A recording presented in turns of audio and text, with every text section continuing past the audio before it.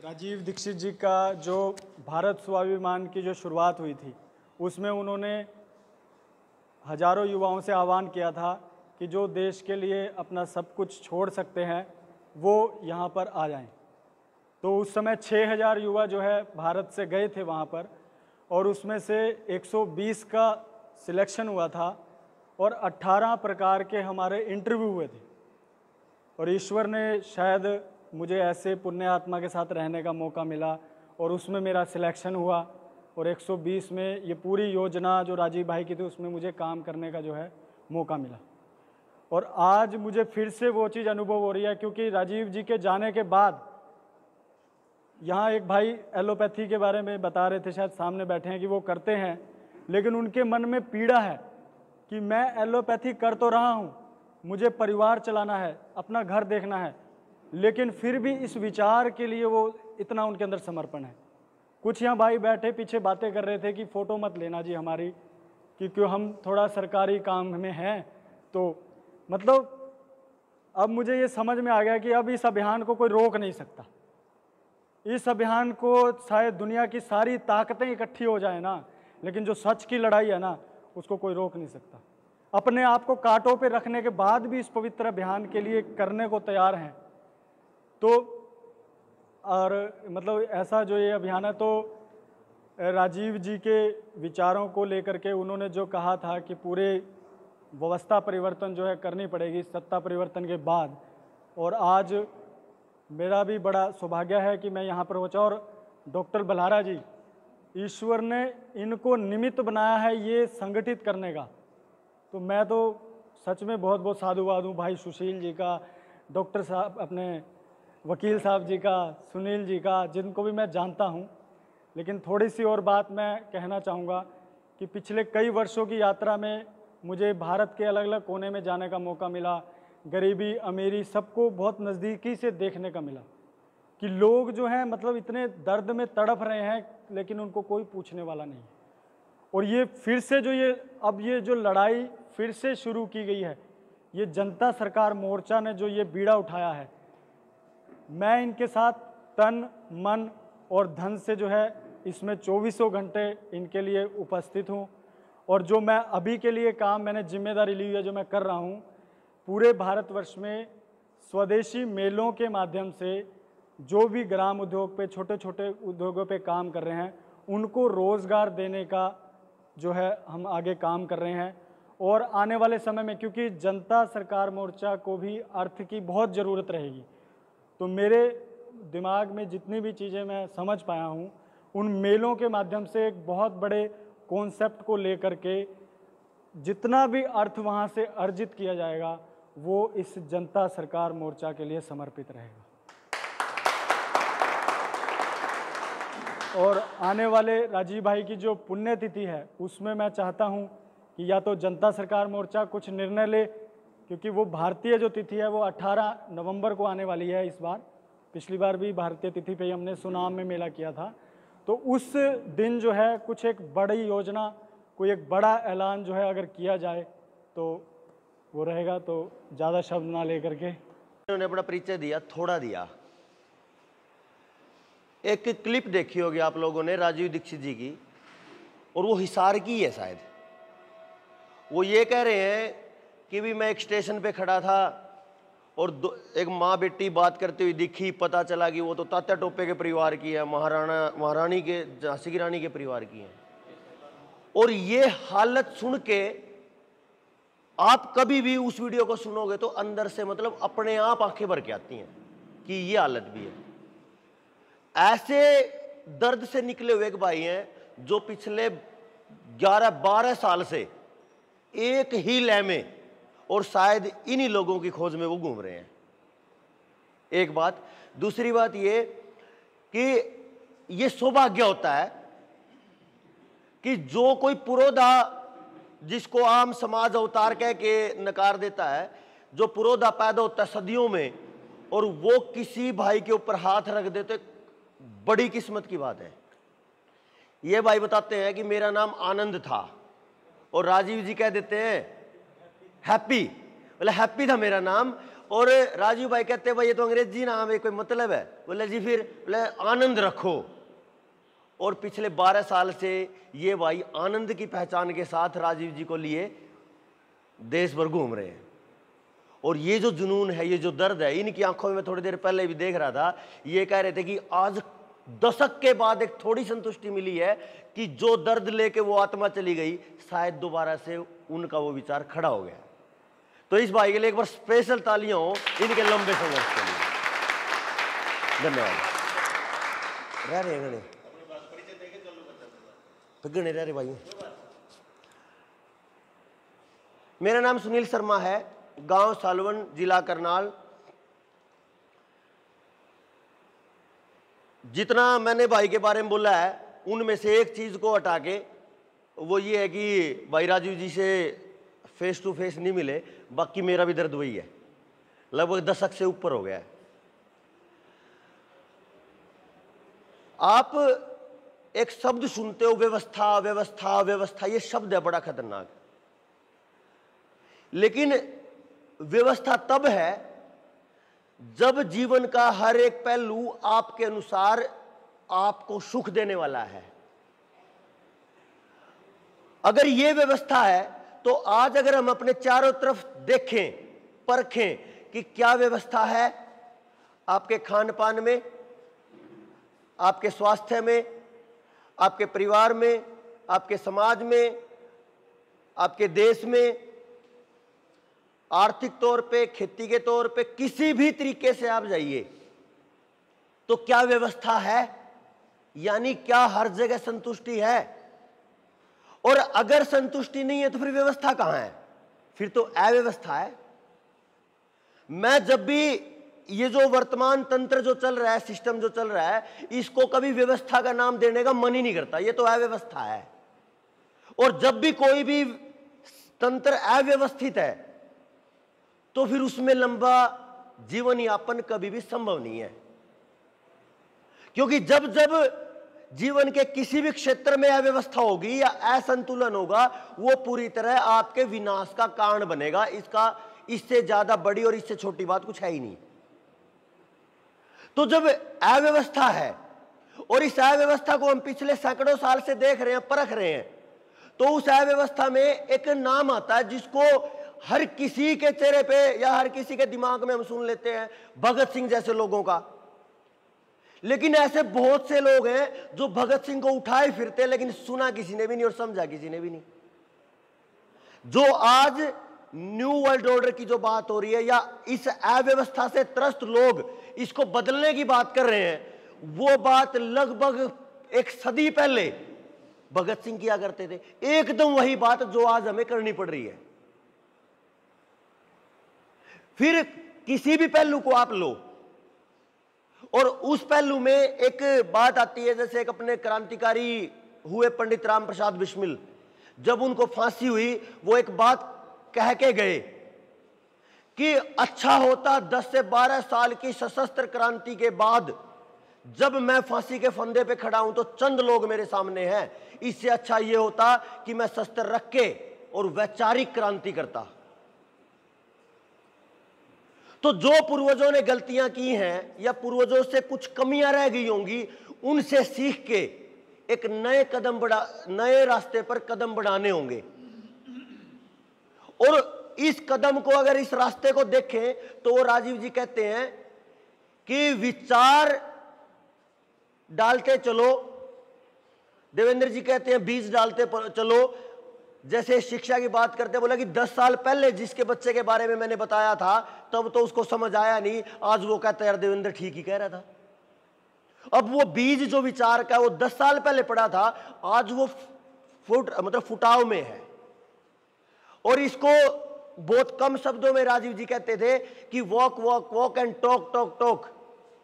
आप अपना ये काम करते चलो, अपने आप ये विचार एक दिन ऐसा प्रबल होगा कि आपको कुछ करने की जरूरत भी नहीं पड़ेगी, लोग अपने आप आएंगे आपके साथ। और ये साथ कैसे आते हैं, एक देसी उदाहरण से आप देखो।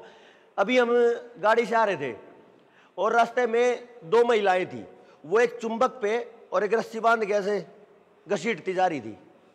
मैं देवेंद्र भाई को एक बात कहता हूँ, भाई ये है अपने लिए तो ये जो है ना विचार, ये विचार है अपना कि हम अपने विचारों का जो चुंबक है वो फेंकते चले जाएं, जो अपने विचार का लोहा होगा वो चिपकता चला जाएगा। और आज है देखो,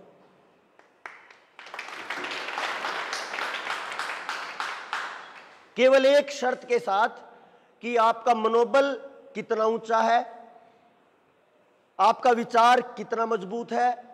और जो बार बार चर्चा होती है वो ये कि अपनी आत्मा को जगा के और अपने आप को मार के हम कितना व्यवस्थित होकर एक साथ चलते हैं और संगठित होकर चलते हैं, वो भी एक देखने की बात है। अब इसमें एक बात है कि जो बार बार विचार किया जाता है कि क्या व्यक्ति व्यवस्था से लड़ेगा, नहीं लड़ सकता। आज तक लाखों संगठन बन चुके, कोई संगठन नहीं लड़ सका। तो क्या कैसे बदलाव आएगा जिसका एक बहुत बड़ा नाम हम दे रहे हैं, व्यवस्था परिवर्तन, व्यवस्था परिवर्तन, व्यवस्था परिवर्तन, जबकि अव्यवस्था को परिवर्तन करके व्यवस्था परिवर्तन बनाना है। तो उसके लिए जो हम बार बार विचार करते हैं सभी मिलके कि जैसे जैसे तबाही का रास्ता आता है उसी तरीके से तबाही को खत्म करने का रास्ता भी है। मेरे पास एक समझ है कि मैं खेती की समस्या को पकड़ के कि खेती की बर्बादी की शुरुआत कहां से हुई, क्या क्या उसमें पड़ाव आए, कौन कौन से उसमें टूल यूज करे गए, क्या क्या तरीके अपनाए गए, किन किन लोगों ने वैचारिक सहयोग दिया, किन किन लोगों ने योजनाएं बनाई, किन किन लोगों ने आर्थिक सहयोग किया, आर्थिक योजनाएं बनाई, उन सब को समझ के, यानी पिछले सैकड़ों साल के इतिहास को समझ के आज ये चेक करें कि वर्तमान में हम कहां खड़े हैं। और वर्तमान जिस दिन समझ आ जाएगा कि पिछले भूतकाल से वर्तमान कहां है, इन दोनों के आंकलन के बाद यह पता चलेगा शुरुआत कहां से हुई, गलतियां कहां आई, उसका परिणाम क्या है। और अगर परिणाम हमें समझ आया और पिछली बर्बादी का रास्ता समझ आया है तो अगली आबादी का रास्ता भी हम आराम से मिल बैठ के निकाल लेंगे। तो सबके बीच में सबके पास अपना अपना हुनर है। आनंद भाई कह रहे थे कि अंदर दर्द भरा पड़ा है, लेकिन ये कह रहे हैं कि कोई मौका मिले तो वो निकले। अब वो दर्द निकालने का टाइम बड़े गजब के तरीके से है। अब इसमें एक छोटी सी बात हो मैं कहूं, एक भाई थे, इन्होंने इस आर यूनिवर्सिटी में कुछ चौधरी चरण सिंह जी की फोटो हटवाने का विरोध किया था, डॉक्टर विनय महिला, उन्होंने और वो निकाल दिए। जब वो विरोध बढ़ा ना तो सब कुछ वही सेट हो गया अपने आप। समाज की ताकत थी ये कि समाज ने एक बार थोड़ा सा हुंकार भरी, हल्की सी, और केवल सोशल मीडिया पे थी, वो ज्यादा लंबी भी नहीं थी। अब भाई कहीं धरने प्रदर्शन आंदोलन हुए हो तो वो पहले तो किसी दूसरे शहर से जो स्थानांतरण था वो वापस, और जिस पोस्ट पे थे वो वापस, ये ताकत है। अब जो भाइयों को ये ऐसा लगता है कि भाई हम तो सरकारी नौकरियों में डर लगता है, अब डरने की बात नहीं है। अगर आप संगठित हैं तो आप अपनी सच्चाई पे हो, जहां पे हो वहां पे अच्छे तरीके से रहोगे और लठ के दम पे रहोगे, क्योंकि आप सही हो और आप संगठित और आप ताकत के साथ हो। तो इसी तरीके से जिस जिस भाई के पास जो हुनर है, जैसे एक भाई ने बोला कि भाई मैं स्टेज यूज कर लूं, ये लेक्चर स्टैंड, हमारा एक उद्देश्य तो पूरा हो गया था कि भाई ये वक्ता है, यही तो होता है। और ऐसे बहुत भाई हैं, कुछ कहते हैं भाई हम तो ना खान पान पे काम कर देंगे, व्यवस्था यानी व्यवस्था पे, कि जो मीटिंग हो रही है उसकी व्यवस्था पे काम करेंगे, तो इसका मतलब है कि मैनेजर अच्छा है। जो कह रहा है कि भाई मैं तो है ना योग प्रचारक हूं या योग विभाग में हूं, तो इसका मतलब चिकित्सक अच्छा है। जिसके पास जो जो हुनर है, जैसे अभी ये फार्म आएगा आपको, वैसे तो भाई बताते, मैं इस फार्म के बारे में बता दूं। इस फार्म पे एक शब्द लिखा है काबिलियत, शायद वो समझने में थोड़ा कई बार कंफ्यूजन होता है। उसमें यह लिखना है कि आप मोर्चा में अगर आओ तो आप क्या जिम्मेदारी ले सकते हो। भाई आप बोलने की ले सकते हो, आप लिखने की ले सकते हो, आप फोन करने की ले सकते हो, आप क्या ले सकते हो। जैसे मैंने अपनी जिम्मेदारी ले रखी है कि मैं खेती पे जितना समझ पाया और जितना आगे समझ पाऊंगा वो सारा मैं अपना योगदान खेती के विषय में दूंगा। चाहे वो पुरानी रिसर्च की बात हो, समस्याएं कहाँ आई हैं, उसके समाधान क्या है और कहाँ आगे ये समस्याएं जाएंगी, अगर नहीं कर पाए तो इसका तोड़ क्या है, सारे मिल बैठ के। ऐसे सबके अपने अपने विभाग हैं। तो सभी साथी मिलके उन पूर्वजों की मुहिम को बढ़ाते चलें। और जिन एक जब संघर्ष लंबा हो जाता है तो लंबे संघर्ष में एक कमी आ जाती है थोड़ी सी, और वो कमी ये होती है व्यक्तिगत और मतलब पर्सनल कमियां होती हैं ये कि जब हम बोलते हैं तो विषयों का पता नहीं होता कि विषय कहां चला गया। तो जब हम यहां बैठे हैं तो आज की जो परिस्थिति है उस पर अपना विषय कितना बोलना है ये अपने निर्धारित हो, 10 मिनट है, 5 मिनट है, 15 मिनट है, 3 मिनट है, 2 मिनट, जितनी भी है। जब बात आएगी योजनाएं बनाने की तो योजना बनाते टाइम फिर हमें कितना बताना है भाई, अपना विजन डॉक्यूमेंट देना है, हमें लिखित में देना है, मैंने कितनी बातें, कितने लंबे समय की योजना है, 5 साल की योजना है, 10 साल की योजना है, तो उस पर कितना बताना है वो सारा। नहीं तो हो क्या रहा है, इस थोड़ी सी कमी से ये पता चल गया कि भाई ग्रुप बन गया और मेरे जैसे लोगों का बन गया, और जो अंदर में है ना वो अंधाधुंध डालना शुरू कर दिया, जबकि ग्रुप में 10 से ज्यादा मैसेज होते ही कोई पढ़ता नहीं। और ये जो ग्रुप है इनको, ये जो लोग बैठे हैं, इतनी समझ के साथ आगे बढ़ना चाहिए कि जो ये फोन के ग्रुप हैं ये केवल और केवल जानकारी के लिए हैं कि भाई भाइयों ने, जो देवेंद्र जी, नरेंद्र जी, सुशील जी, जो वो कहीं मीटिंग करके आए हैं या कोई योजना और बनी है, वो आपके बीच में एक मैसेज आएगा, आपका कोई सुझाव है तो आप दे दो। कई बार मजबूर होकर ये कहना पड़ता भाई अच्छा हम तो ओनली एडमिन कर रहे हैं ग्रुप को, और ये अच्छा नहीं लगता। तो इतनी समझ के साथ हम बैठे कि जो ये सोशल मीडिया पे खासकर व्हाट्सएप का है, इसको इतना इतना संयमित कर दें कि केवल मैसेज आए उनको पढ़ने के लिए। अगर 100 मैसेज आए और उन 100 मैसेज में एक मैसेज मैंने डाल दिया कि भाई खेती पे इस जगह पे प्रोग्राम करेंगे, देखेगा ही नहीं कोई, क्योंकि 100 मैसेज कोई देखता ही नहीं। अगर 1 या 2 ही मैसेज होंगे तो पता चलेगा जनता सरकार मोर्चा की टीम का मैसेज है, कोई जरूरी होगा। तो इस तरीके से हमें व्यवस्थित करके, अपने आप को संयमित करके और ये समझ बना के कि कहां कितना योगदान आपका आ रहा है उतना ही योगदान करें। समय कुछ अलग है और योगदान कुछ अलग टाइप का आ जाए तो एक अलग सी स्थिति बन के और वो जो काम है वो कहीं पीछे छूट जाता है। तो आप सब ने इतना ध्यान से सुना, आप सब मेरे दर्द को अपना बनाने के लिए या आपके दर्द को मैं अपना बनाने के लिए आपके बीच में हूं। आप सबका सहयोग मिलके सभी किन ले है सारे तो ले लो राम राम। तो आज सुनी को नहीं, चलो ठीक है। एक तो कुछ लोग यहाँ ना मीठा खाने आए थे, उनको नमकीन दिया जा रहा है। तो एक बात स्पष्ट कर दे, आज आपको कोई भाषण हम नहीं देने आए, हम आप लोगों को सुनने आए हैं। कुछ थोड़ी स्पष्टीकरण आपको दे दें, ये जो कार्यक्रम है ये हम आप लोगों को सुनने आए हैं, आप लोगों की राय जानने आए हैं, और आज हम आपको कुछ देने नहीं, आपसे कुछ लेने भी आए हैं।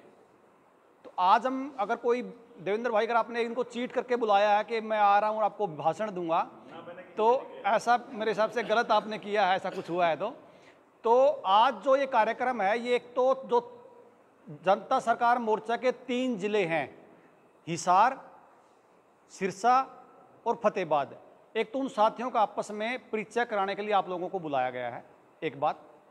दूसरा, अगर कोई साथी विकास सिंह सर भाई जो है उसकी जान पहचान का हो तो उसकी तरफ से मैं हाथ जोड़ के माफ़ी मांगता हूँ। कोई खेदड़ में कोई आंदोलन चल रहा था और वहाँ पे कोई इंसिडेंट से कोई दुर्घटना हो गई, तो वहाँ पे कोई मामला ज़्यादा पेच फंस गया है, तो वो आ नहीं पाए, और उनके लिए मैं उनकी तरफ से हाथ जोड़ के माफ़ी मांगता हूँ। मैं यहाँ आज कोई भाषण मेरे हिसाब से नहीं होगा, कोई साथी बचा है तो हम उसको सुनेंगे, लेकिन मैं इसमें 1-2 चीज़ें आपको जोड़ देता हूँ। एक तो मैं इस टीम से भी निवेदन करूँगा कि जिस जिम्मेवारी से हम बच रहे थे, हालांकि जब हमने स्टार्टिंग में इस जनता सरकार मोर्चा का निर्माण किया तो इसके बारे में आपको बता दूं, जनता सरकार मोर्चा कोई संगठन नहीं है। जनता सरकार मोर्चा हमने मजबूरी में बनाया था। मजबूरी कैसे थी? जब देवेंद्र भाई को बाहर लेके आए तो उस समय हमें यह लगता था कि प्रशासन कहीं ना कहीं दोबारा इन पे या इसकी पूरी टीम पे, हम पे हो सकता है दोबारा से, क्योंकि उस समय बड़ा डर का माहौल था कि कहीं दोबारा अंदर ना कर दे। तो इसलिए हमने आनन फानन में, जींद में 21 संगठनों को लेके जनता सरकार मोर्चे का निर्माण किया था। उसमें किसान संगठन भी थे, उसमें राजू भाई के संगठन भी थे, उसमें सामाजिक संगठन भी थे। तो सब ने मिलकर एक मोर्चे का निर्माण किया था। और गजब बात ये रही थी, इस मोर्चे में कोई भी अध्यक्ष नहीं था। ना आज है। कोई भी इस मोर्चे में हमने कोई भी पद नहीं दिया अभी तक का। इस मोर्चे में सिर्फ ये मोर्चा जो है विचार से चल रहा है। तो कोई भी साथी अगर किसी संगठन से आया है तो ये कतई ना माने कि मैं जनता सरकार मोर्चे में जाऊंगा तो मेरा संगठन से मैं हट जाऊंगा। देखिए, मैं लगभग पिछले 2 साल से तो ज़्यादा आंदोलन में रहा हूं। आपको एक बात समझनी पड़ेगी, मैं किसान आंदोलन में भी रहा हूं और अंदर तक जाके आया हूं। कोई साथी किसान आंदोलन का हो तो बुरा मत मानना, लेकिन जितना हम दक्षिण पंथ से परेशान हैं, दक्षिण पंथ का मतलब समझते हो, जिसको लोग आज के टाइम पे बीजेपी मानती है, या वाम पंथ जिसको लेफ्टिस्ट मानते हैं, जितना देश के लिए ये खतरनाक है, इतना ही एक विचारधारा जो संगठनवाद है वो भी इससे कहीं कहीं ज़्यादा खतरनाक है। मैं पिछले 2 साल में लगभग सभी संगठनों में, जितने भी खासकर किसान संगठन रहे हैं, उनमें बहुत गहराई से रहा हूँ। मुझे ये एक बार ये भी लगा था कि एक बहुत बड़ा संगठन मोर्चा बना है, मैं किसी बुराई के लिए खड़ा नहीं हुआ हूँ, लेकिन मैं जब अंदर गया तो मुझे एक बात समझ में आ गई कि इस समय कोई भी संगठन या कोई भी मोर्चा समाज में ऐसा काम नहीं कर रहा जो आप लोगों के मुद्दे उठा सके और आपको बचाने का काम कर सके। मैंने एक सवाल किया था, 1.5 साल तक, 1.25 साल तक मैं टिकरी बॉर्डर पे रहा। मेरा दुर्भाग्य देखिए, मैं 1.25 साल बैठ के टिकरी बॉर्डर पे हम एक मैसेज, एक ट्रेनिंग किसानों को ये नहीं दे पाए कि बीज पे काम कैसे करना है, खेती पे काम कैसे करना है, किसान को बचाना कैसे है। हमने 1.25 साल में इस बात का कई बार कोशिश की कि जब किसान निकल के घर से आए हैं तो कम से कम एक काम करिए कि इनको ट्रेनिंग दे दीजिए कि खेती कैसे करनी है, बीज कैसे बचाना है, गाय से खेती कैसे करनी है। लेकिन हमारा दुर्भाग्य देखिए, हम ऐसा कोई व्यवस्था 1.25 साल में नहीं खड़ा कर पाए। तो जो भी आज के समय में संगठन काम कर रहे हैं वो कोई एक्चुअल में मतलब समाज के लिए काम कर रहे हैं, किसान के लिए काम कर रहे हैं, मुझे तो कम से कम नहीं लगता। क्योंकि संगठनवाद हैवी है और इतना हैवी है कि जो मूल मुद्दे वो कहीं छूट जाते हैं। इसका उदाहरण देखिए, मैं जब भी गाय की बात करता हूँ, जब भी आयुर्वेद की बात करता हूँ, तो मुझे एक मान लिया जाता है कि ये कहीं न कहीं बीजेपी माइंड का आदमी है। लेकिन जैसे ही मैं आंदोलन में जाता हूँ तो मुझे ये ठप्पा लग जाता है कि ये तो वामपंथी है, इसको मतलब आंदोलन करने से ही मतलब है। मेरी पहचान क्या है? राजीव भाई दीक्षित का जो विचार था, जो ना वामपंथ को मानता ना दक्षिण पंथ को मानता था, उसका एक ही मुद्दा था कि वैदिक व्यवस्था किस तरह स्थापित हो भारत में। वो उस पर कोई बात ही नहीं कर रहा, उस पर कोई काम ही नहीं कर रहा। तो हमें एक अपनी पहचान बनाने के लिए क्या करना पड़ेगा, ये आप बिल्कुल, मैं 1 साल का जो जनता सरकार का मोर्चा का जो मेरा अनुभव रहा है उसमें एक बात बिल्कुल ऐड कर लीजिए। मैं निवेदन करूंगा आपसे, अगर आप लोग अब 20 तरह बैठे हो कि 4-5 लोग मुख्य लोग हैं, ये सब कुछ कर लेंगे तो आप इस गलतफहमी से बाहर निकल जाइए। जब तक आप लोग जो यहाँ पे आए हो, जब तक आपको ये नहीं एहसास होगा कि ये जनता सरकार मोर्चा मेरा है और कल को देवेंद्र और जो अग्रणीय लोग हैं अगर वो सारे के सारे खत्म भी हो जाते हैं या जेल में चले जाते हैं तो इस मोर्चे को किस तरह चलाना है, जब तक आपका ये विचार अंदर से नहीं आएगा, इस मोर्चे का भी कुछ नहीं होना। बता रहा हूँ, आज के 1 साल बाद बर्बाद हो जाएगा।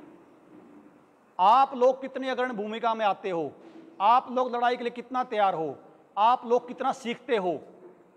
हम ये मानते हैं कि लगभग पिछले 2 साल से 1.5 साल से हम 7-8 लोग हैं, 7-8 लोग हैं। हमें ये संख्या 100 से 150 करनी थी, लेकिन हम अभी तक 10 से आगे नहीं बढ़ पाए। इसका मतलब हम टोटली फेलियर हैं। किसी साथी को ये लगता हो कि जब तो जनता सरकार मोर्चा खड़ा होगा और धूम में ठा देगा, ऐसा कुछ नहीं है। आप जो लोग यहाँ पे आए हो, पूरा प्लान है करना क्या है, पूरा विषय कंसेप्ट क्लियर है करना क्या है, सब कुछ क्लियर है। लेकिन जो वो लोग हैं, जो तड़प के लोग हैं, जब तक वो अपने आप से निकल के नहीं आएंगे, जब तक वो काम छोड़ के घर पे समाज के लिए नहीं निकल पाएंगे, तो सोचता इस संगठन का वही हाल हो जो बाकी संगठनों का हुआ है। इसमें मैं एक हमारी टीम से मैं निवेदन करूंगा, या हमारी तो क्या अपनी टीम से निवेदन करूंगा कि जिम्मेवारी ज़रूर दी जाए। क्योंकि मैंने एक चीज़ अनुभव की है, जैसे पीछे आज से 20 साल पहले जब भी हम शादी में जाते थे ना, ब्याह शादी में पड़ोसी के जाते थे, खासकर जब गाँव में जाते थे, तो मुझे काम मिलता था शादी में जाके। चाहे मेरी ड्यूटी कन्यादान लिखने में लगे, चाहे मेरी ड्यूटी मिठाई के दरवाजे के बाहर लगे, या मेरी ड्यूटी लगे उस कोठड़ी जो जहाँ पे सामान रखा है उसका मिठाई का, वहाँ से लेके टेंट तक लेके आने में हर व्यक्ति को काम दिया जाता था, पड़ोसी को। और पड़ोसी को ये लगता था कि मेरी इस शादी में भागीदारी है, ऐसा फील होता था। आज भले ही कोई कितना गहरा दोस्त हो, जब वो शादी में जाता है उसको ये कहा जाता है बस आप बैठ जाओ, काम कुछ नहीं करना। वो कितना ही खास आदमी हो, उसको ये लगता जी मेरा इस शादी में मेरी कोई जिम्मेवारी नहीं, मतलब उसको ये लगता कि मैं खाम आ गया। ज़्यादा से ज़्यादा उसको क्या करेंगे, भाई तू बैठ जा, एक बोतल ले ले और तू अपना पी ले राम तय। ये जो बदलाव जो समाज में आया है जिम्मेदारी दिए बिना, इसको इसने भी मतलब एक बहुत बड़ा समस्या पैदा कर दी है। तो मैं निवेदन नरेंद्र भाई से निवेदन करूंगा, बाकी टीम से निवेदन करूंगा कि अगर आप जिम्मेवारी से बच रहे हो तो आपको जिम्मेवारी देकर चलना पड़ेगा, ऐसा मेरा निवेदन है। और मैं एक अंतिम बात जो अपनी कहूँगा, इस समय सबसे बड़ी कोई समस्या तो वो एक मेरे सामने है, या एक मुझे सबसे बड़ी समस्या लगती है कि साथ वाले व्यक्ति को साथ लेकर चलना। इस समय सबसे बड़ा मुद्दा है कि मैं मेरे साथी को साथ लेकर कैसे चलूँ। आप यहाँ जो आए हो सकता है 10 विचारधाराओं से आए हो सकता है आप 9 बातों पे सहमत हो साथी से, लेकिन 10वीं बात पे सहमत ना हो। लेकिन इसका ये मतलब कतई नहीं है कि आप उसको छोड़ दोगे, क्योंकि हो सकता है जिस दिन आपका विचार प्रबल होगा वो आपका विचार ग्रहण कर लेगा। इसका सबसे बड़ा उदाहरण देवेंद्र का और मेरा है। जब देवेंद्र भाई मेरे पास आया तो मैं गाय को प्राथमिकता देता था, भारत माता को प्राथमिकता देता था। देवेंद्र को लगता था कहीं ये बीजेपी माइंड ना हो। देवेंद्र भाई इस तरह की कुछ बात निकल जाती थी, मुझे लगता था कहीं ये वामपंथ माइंड ना हो। लेकिन जब हम दोनों बैठे आपस में तो हमें लगा कि हमारे तो मुद्दे भी एक और बात भी एक है, हम कहीं से अलग हैं ही नहीं। आज भी लगभग 20 में से 19 बातों का हमारे आपस में समर्थन होता है। एक बात भी जो होती है उसमें हम बैठ के उसका कोई रास्ता निकाल लेते हैं। जो लोग यहाँ पे आए हैं, अगर आपका किसी व्यक्ति को लगे जी इसने ये बात ठीक नहीं की, हो सकता है कुछ समय बाद उसको खुद को ही बोलने वाले को बात ठीक ना लगे, उसको अपनी गलती को सुधार ले। लेकिन उसने ये बात बोल दी और मुझे पसंद नहीं आई, इस वजह से आप इसको छोड़ के जाओगे, इस वजह से आप दूरी बना लोगे, ये तो कतई भी किसी एंगल से ठीक नहीं है। आपको बार बार आना पड़ेगा, बार बार एक दूसरे से मिलना पड़ेगा, उसको उसकी सुननी पड़ेगी, अपनी कम बता के उसकी ज़्यादा सुननी पड़ेगी। ये बात त्याग करके आप दूसरे साथी को लेके जा सकते हो। मैं ज़रूर चाहूँगा, मैं आज मुझे जो प्रसन्नता का जो मेरी सबसे बड़ा कारण ये भी है कि कुछ साथी जो आए हैं वो हमें लगता है कि हमसे भी योग्य हैं। आज हमें इस टीम में हमसे योग्य साथी देखने को मिले हैं। ये हमारा सबसे बड़ा वजह है कि हमारे जो आने का जो आज जो एक चीज़ जो लेके आए थे उसका हमारा सपना पूरा हुआ, और साथी हमारे साथ वो लंबे समय तक चलेंगे। अगर कोई गलत बात निकल गई तो मैं माफ़ी चाहूँगा। करके आपके बीच में आए थे कि आप और हम यदि एक साझे विचार या सांगठनिक दृष्टि से किसी बड़े उद्देश्य के लिए संघर्ष करने के लिए तैयार हैं, तो उसके लिए आपको और हमें निर्णय लेना पड़ेगा। अभी तक का जो आपकी और हमारी यात्रा है, भाई सुशील जी ने बताया, देवेंद्र जी ने बताया, एक तो माध्यम है विचार की जागृति का माध्यम, जो आप और हम अभी तक इन सोशल मीडिया के भिन्न भिन्न माध्यमों के द्वारा या व्यक्तिगत रूप से जो साथी आपके बीच में आए, इन्होंने इस वैश्विक षड्यंत्रों को, वो व्यवस्था परिवर्तन का जो राजीव भाई का सपना था, वो व्यवस्थाएं, एक व्यवस्था जो संसद और विधानसभाओं के माध्यम से संचालित होती है, और एक व्यवस्था जो वैदिक भारतीय सनातन परंपरा की व्यवस्था थी, जो भिन्न भिन्न क्षेत्रों की व्यवस्था थी, उस व्यवस्था को विचार के माध्यम से एक अकेला व्यक्ति जन जन तक पहुंचा सकता है। और उस विचार का आनंद अपने अपने घरों में, अपने अपने व्यवसायों में बैठे आप और हम आनंद उठा सकते हैं, और उस विचार का आलंबन लेकर के ये शक्ति प्राप्त कर सकते हैं कि ये कार्य तो समाज के अनुकूल है। इस कार्य को जो इस भाई के माध्यम से, जो वो हुतात्मा राजीव भाई आपको और हमें बता करके गया, एक माध्यम यहां तक आता है कि एक जागरण का माध्यम, एक विचार को तरह तरह से एक अंतिम व्यक्ति तक पहुंचाना। आप और हम अभी तक जो इस पूरे हरियाणा की यात्रा हमने की, उस विचार के जागरण को लेकर के, उस विचार के साथ जीवन को जीने वाले साथियों को हमने ढूंढने का प्रयास किया। आज हिसार की इस जोनल बैठक में हम अपने उस विचार के जागरूक साथियों को पूरे हरियाणा से संगठित करके यहां आप और हम उस स्टेज पर आकर के समाप्त कर रहे हैं। आप और हम आपसे मांगने के लिए आज आए हैं, यदि उस विचार को आपने जीना प्रारंभ कर लिया, अपने अपने सामर्थ्य का आकलन कर लिया, अब जो एक अगली यात्रा शुरू होती है, जो वो व्यवस्था परिवर्तन का अभियान था, आप और हम उसको अगले कदम पर लेकर के कैसे लेकर के जाएं। उसके लिए एक एक व्यक्ति की आवश्यकता पड़ेगी, उसके लिए संगठन के अंदर संसाधनों की आवश्यकता पड़ेगी। तो मेरी बातचीत है 10 से 15 मिनट में आपके और मेरे बीच जो बातचीत होगी वो केवल और केवल बात होगी संगठन के ऊपर।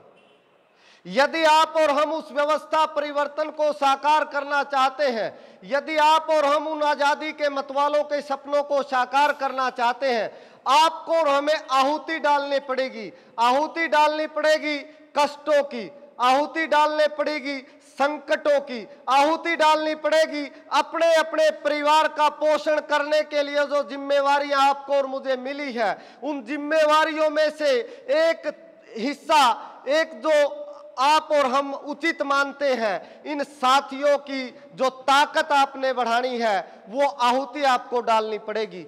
एक एक व्यक्ति अपने अपने जिले में, चाहे वो हिसार का साथी है, चाहे वो फतेहाबाद का साथी है, सिरसा का साथी है, या हरियाणा के प्रत्येक जिले में बैठा आपके और मेरे विचार का संघर्ष का वो साथी है, जो ये मानता है कि ये कार्य समाज के लिए उपयोगी कार्य है। ये लड़ाई ना किसी व्यक्ति के खिलाफ है, ये लड़ाई ना किसी दल के खिलाफ है, ये लड़ाई माना वो वैश्विक षड्यंत्रकारी लोग जो आपकी और मेरी सत्ताओं के माध्यम से, चाहे वो किन्हीं भी पॉलिटिकल दलों के व्यक्ति हैं, उनके माध्यम से आपको और हमें पुनः गुलाम बनाकर तो चल रहे हैं, लेकिन भविष्य के अंदर और भौगोलिक दृष्टि से, आर्थिक दृष्टि से, वैचारिक दृष्टि से गुलाम बनाने का जो प्रयास कर रहे हैं, यदि उस गुलामी से टकराना है तो उस गुलामी के लिए एक एक योद्धा को अपना कौशल बढ़ाना होगा, अपनी ताकत बढ़ानी होगी, अपना नेतृत्व खड़ा करना होगा।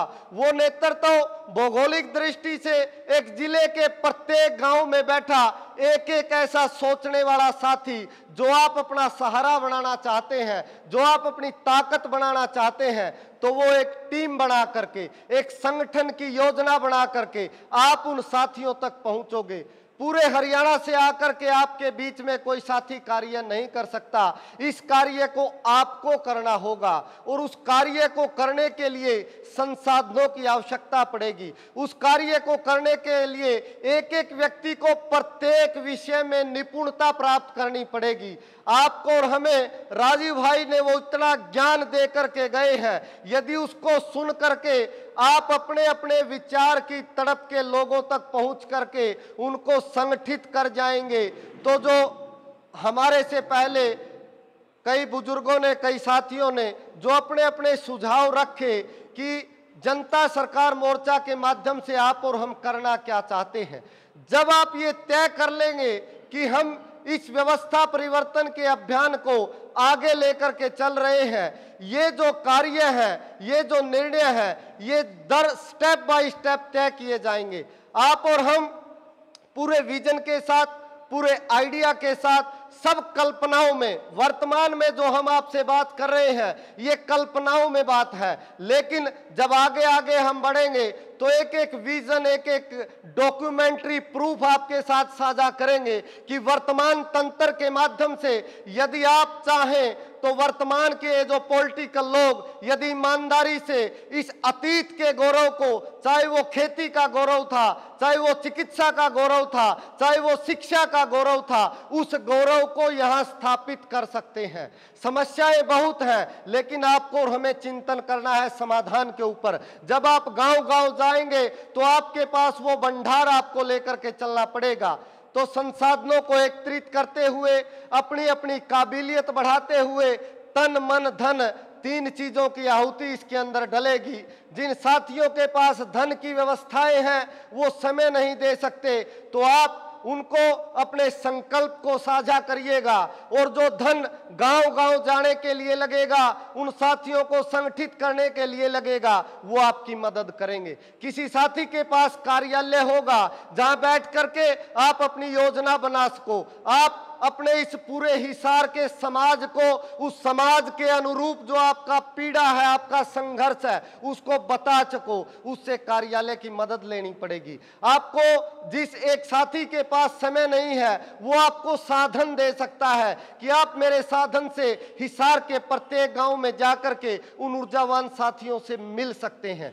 तो अगला जो कदम है वो आपके निर्णय पर डिपेंड करता है। यदि आप और हम बैठ करके ये तय करें कि हम कष्ट उठाने के लिए तैयार हैं, हम चुनौती उठाने के लिए तैयार हैं, तो अगला जो हमारा कदम होगा, हम एक विजन डॉक्यूमेंट के साथ आपके बीच में आएंगे। जैसा आदरणीय रोगी खाप के प्रधान जी ने कहा, सुमेर सिंह जी ने, कि हमें समाज के लिए जो अनुकूल विषय है उन पर बोलना पड़ेगा, लड़ना पड़ेगा। हम इस बात से सहमत हैं, लेकिन उस कार्य के लिए हमें उन साथियों की आवश्यकता है जो अपने अपने क्षेत्र में नेतृत्व करने के लिए तैयार हैं। ये जनता सरकार मोर्चा एक कॉन्सेप्ट है, एक प्लेटफॉर्म है, और हम आह्वान करते हैं उन साथियों से जो समाज के अनुकूल व्यवस्थाओं को स्थापित करना चाहते हैं, जो ये मानते हैं कि समाज में जो नेतृत्व विहीनता की गई है, समाज में जो इन पॉलिटिकल लोगों ने एक निराशा का वातावरण पैदा कर दिया है, हम उस निराशा के वातावरण को समाज के उन हुनरमंद नेतृत्व करने वाले साथियों से आह्वान करते हैं कि आप आइएगा, अपने अपने जिले में, अपने अपने क्षेत्र में, अपने अपने फील्ड में जो काबिलियत आपके पास है, ये भारत का समाज आपकी अपेक्षा कर रहा है, आपका इंतजार कर रहा है, आप अपनी काबिलियत को लगाइएगा। हम जनता की वो ताकत को एक संसद के माध्यम से लड़ाई इस देश के अंदर चल रही है। आप और हम संसद नहीं है, आप और हम सामान्य नागरिक हैं, आप और हम सोच सकते हैं, आप और हम बोल सकते हैं, आप और हम आह्वान कर सकते हैं, हम एक विजन रख सकते हैं। तो उस विजन को क्रियान्वित करने के लिए जो जनता की ताकत अतीत के आंदोलनों से आपको लगी, बहुत से साथी निराश और हताश हो जाते हैं कि सरकारों के अंदर बहुत ताकत है। मैं आपको बता देना चाहता हूं, जब जनता और समाज की ताकत अपना उग्र रूप लेती है, अपने अधिकारों के लिए खड़ी होती है, तो छोटा दृष्टांत आपने इस आंदोलन के अंदर देखा होगा। जब भारत का किसान अपने अधिकारों के लिए खड़ा हुआ और जालिम सत्ताओं ने थोड़े थोड़े परिदृश्य में कुछ नौजवान साथियों को उठा करके जेल के अंदर डाल दिया, तो एक तरफ वो पक्ष खड़ा होता है कि सत्ता की ताकत थी कि उन्होंने पकड़ करके अंदर जेल के अंदर डाल दिया, लेकिन जब वो समाज खड़ा हुआ, वो जनता खड़ी हुई और उसने हुंकार भरी, तो रात के 12 बजे जेल के दरवाजे खुलते हैं और वो नौजवान उस समाज के अंदर चले जाते हैं। तो जनता के अंदर बहुत ताकत है, लेकिन हमें अपने जो संवैधानिक अधिकार है, चाहे ये झूठा संविधान है, लेकिन आपको और हमें जो अधिकार और जो ताकत और जो शक्तियां मिली हैं, हम मर्यादा के अंदर चलते हुए स्टेप बाय स्टेप अपने योजनाओं को क्रियान्वित करते हुए चलेंगे। आप जिस भी संगठन में हैं, आप व्यक्ति रूप में हैं, संगठन रूप में हैं, वर्तमान के जो संगठन इस भारत की संस्कृति और गौरव को बढ़ाने के लिए कार्य कर रहे हैं, हम उनके ऋणी हैं, हम उनके धन्यवादी हैं। हमारा किसी संगठन से द्वेष नहीं है। जो भारतीय सनातन परंपरा और भारत के अतीत की गौरवपूर्ण परंपरा को वर्तमान में स्थापित करना चाहते हैं, हम सब के हितैषी हैं। हमारी लड़ाई है जो भारत के इस समाज को तोड़ने वाली ताकतें हैं। आज हम समाज रूप में कार्य करेंगे, आज हम आंदोलन रूप में कार्य करेंगे। यदि उस व्यवस्था को बदलने के लिए आपको और हमें सत्ताओं के माध्यम से उन योग्य व्यक्तियों को आगे बढ़ाने का कार्य करना पड़ा, तो जैसी जैसी ताकत आप जुटाएंगे, जैसा जैसा संगठन आप खड़ा करेंगे, तो वैसा वैसा निर्णय आप और हम मिलकर के लेंगे। क्योंकि मैं आपके बीच एक बात और स्पष्ट रूप से रख देना चाहता हूं, हम सामान्य लोग हैं, हम भावनाओं से चलने वाले व्यक्ति हैं। अब तक का जो जीवन हमने जिया है वो उन ऋषियों के माध्यम से या स्वर्गीय राजीव भाई दीक्षित के सपनों को उनके साथ काम करके जो महसूस हुआ, हम अपने जीवन को प्रामाणिकता से जी रहे हैं। लेकिन आगे की जो चुनौतियां हैं, आगे के जो कष्ट हैं, वो कुछ लोग नहीं उठा सकते। उसके लिए हमें पूरे हरियाणा भर से उन सैकड़े मतवाले लोगों की आवश्यकता है। इसलिए आप अपनी अपनी परिस्थितियों का आकलन करें, अपनी अपनी जिम्मेवारियों का आकलन करें। केवल भावना में आकर के ये निर्णय मत लेना, ये लड़ाई लंबी लड़ाई है, ये धैर्य के साथ, संयम के साथ, साधना के साथ, तप के साथ लड़ी जाएगी। आपको हो सकता है समाज का वो उत्साह मिल जाए तो सीमित समय में आप कुछ चीजों को पूर्ण कर जाएंगे, लेकिन जो पूरा का पूरा प्रकल्प है, जो पूरा की पूरा जो हमारा एजेंडा है, जो विजन है, उसके लिए लंबी लड़ाई लड़नी पड़ेगी। और जो तात्कालिक रूप से जो चुनौतियां आपको और हमें मिलेंगी, यदि आप और हम मजबूत नहीं हुए, यदि आपने और हमें आंदोलन के लिए अपने आप को तैयार नहीं किया, ऐसे ऐसे गांवों को खड़ा नहीं किया, कैसी कैसी चुनौतियां आपको और हमें मिल सकती है। इसलिए अब निर्णय आता है स्थानीय स्तर के साथियों पर। यदि आपने ये समझ लिया है कि हम इस पूरे कॉन्सेप्ट को, पूरे विजन को अपनी अपनी अक्षमताओं से आहुति डालने के लिए तैयार हैं, तो जो फॉर्म आपको मिलेगा, इस फॉर्म के अंदर आप अपने पूरा बायोडाटा डाल दीजिएगा और निसंकोच आकर के अपनी जिम्मेवारी को ग्रहण कर लीजिएगा। यह समाज का कार्य है, समाज के लोगों के द्वारा किया जाएगा। आपको और हमें अपने अपने व्यवहार, वाणी और कर्म से यदि आप मोर्चा को लेकर के चले हैं तो समाज आपको चेक करने का काम करेगा। समाज आपकी वाणी को देखेगा, समाज आपके व्यवहार को देखेगा, समाज आपके कार्य को देखेगा। यदि आपने अपनी वाणी से, कर्म से, व्यवहार से, अपने जीवन से वर्तमान के इस समाज को ये साबित कर दिया कि ये लोग विश्वास करने लायक हैं, तो आपको तन से, मन से, धन से पूर्णतः सहयोग मिलेगा। सपने वही हैं जो आज़ादी के वो मतवाले आपके और हमें, हमारे लिए छोड़ करके गए हैं। तो मैं अपनी वाणी को उस दृष्टांत के साथ समाप्त करूंगा। अब प्रश्न आपके पास चला गया है, निर्णय आपने लेना है, अगली योजना आपके पास आ जाएगी, क्योंकि पूरे हरियाणा की जो बैठक है आज समाप्त हो रही है।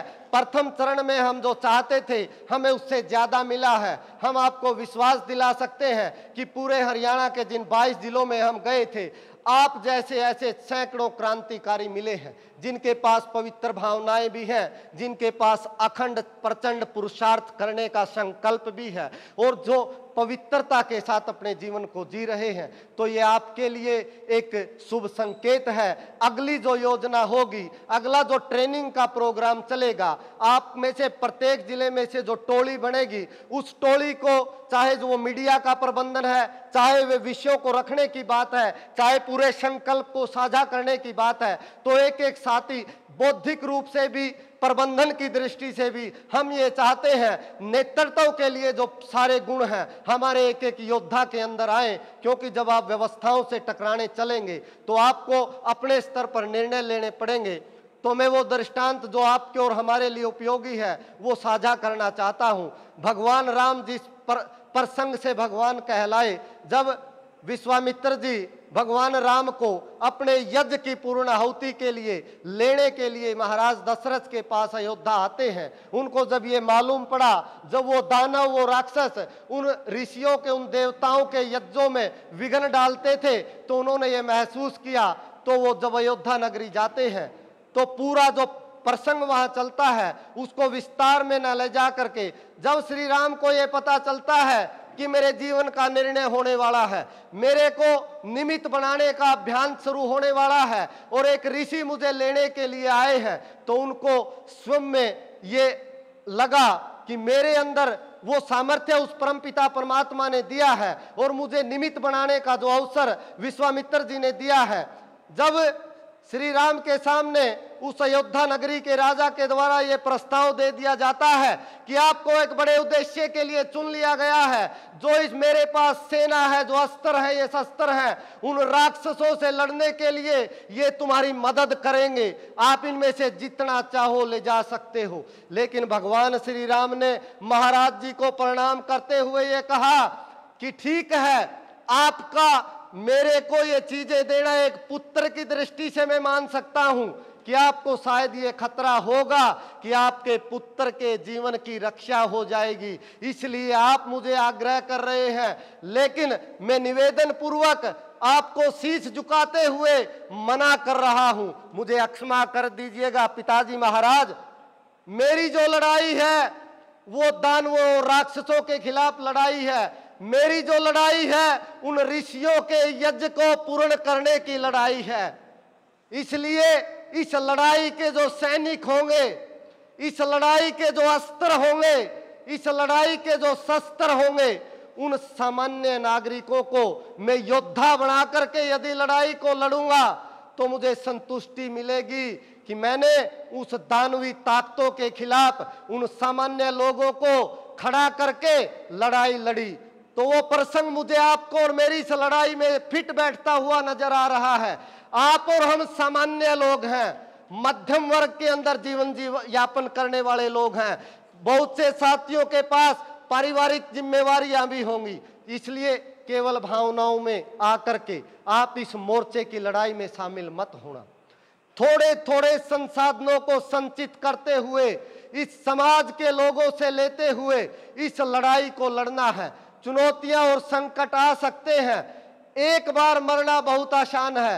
हो सकता है बहुत बार जब हम बात करते हैं कि देवेंद्र भाई को वो ताकते मृत्यु के आगोश में सुला देंगी, सुशील भाई को मार देंगी, विकास भाई को मार देंगी, लेकिन एक बार मरना आसान है। जब ये साथी पल पल मरते हैं, प्रतिदिन मरते हैं, तब आनंद आता है कार्य को करने के लिए। इसलिए आप संगठन के वो अग्रिम योद्धा आए, आपने हमारे आह्वान पर हमारा जो संकल्प था, जो आपका संकल्प है, साझा संकल्प है, वो साझा करने के लिए यहाँ आए। हमें ऊर्जा मिली, प्रेरणा मिली। आप लोग अगली ट्रेनिंग के लिए अपने आप को तैयार करेंगे और आप लोग ये मान के चलना, एक एक व्यक्ति के ऊपर बहुत बड़ी जिम्मेवारी है। हिसार का, फतेहाबाद का, सिरसा का, प्रत्येक गांव में आपने उन विचार के साथियों को ढूंढ करके निकालना है, ताकि जो आगामी योजनाएं बनाए वो सब, जो विजन डॉक्यूमेंट है जनता सरकार मोर्चा का, अब वो गढ़ना शुरू हो जाएगा। आपके पास किसी भी क्षेत्र की प्रमाणिक जो समझ हो, नीति हो, वर्तमान संसाधनों के द्वारा हम कल्पना में, मैंने आपको कहा बात जो करेंगे अभी कल्पना की होगी, लेकिन वो नीतिगत होगी, ऑथेंटिक होगी, पॉलिसी के ऊपर होगी। वर्तमान में जिन संसाधनों के द्वारा ये पॉलिटिकल लोग जो व्यवस्थाएं आपको और हमें दे रहे हैं, उन्हीं संसाधनों के माध्यम से आप और हम क्या बेटर डिलीवर कर सकते हैं। जिस भाई के पास, चाहे वो आरटीआई एक्टिविस्ट है, उसके किसी के पास संगठन का अनुभव है, किसी के पास व्यक्ति रूप में अनुभव है, वो आपको और हमें साझा करना है। और जो हमारा जनता सरकार मोर्चा का विजन डॉक्यूमेंट का जो काम है, वो आज की बैठक के बाद हम प्रारंभ कर रहे हैं। अगली जो बैठक होगी एक प्रांत स्तर की बैठक होगी, और जो हम एक आनंद भाई का जो सपना था या राजीव भाई के जो विचार के मतवाले थे, हम उनको प्रयास करेंगे। यदि सबकी सहमति बनी तो 18 नवंबर को हरियाणा का किसी एक केंद्र को चुन करके हम एक बाहर ओपन प्रोग्राम राजीव भाई की जन्म और मृत्यु का जो दिन था उसके ऊपर हम करेंगे। लेकिन उसके लिए सब साथियों को ताकत लगानी पड़ेगी, समय कम है। उस प्रोग्राम से पहले हम एक जगह पर इंडोर बैठक करेंगे, जिसमें हरियाणा के पूरे प्रत्येक जिले से जो इस विचार और संकल्प के साथी हैं वो एक दूसरे से परिचय कर लेंगे। पूरे दिन का आगामी जो प्रोग्राम है, जो योजनाएं हैं, वो उसमें हम साझा करेंगे। तो मैंने अपने विचार आपके साथ साझा किए, आपने सुना। मेरा नाम नरेंद्र, विद्यार्थी, मैं सीखने का प्रयास कर रहा हूं। मूलतः मेरा जींद जिले में गोगड़िया गांव है और इस जनता सरकार मोर्चा का एक निमित्त सिपाही, मैं उस गिलहरी के रूप में अपनी आहुति डालने का प्रयास कर रहा हूं। पुनः आपको नमन, वंदन, प्रणाम। जय हिंद, जय भारत।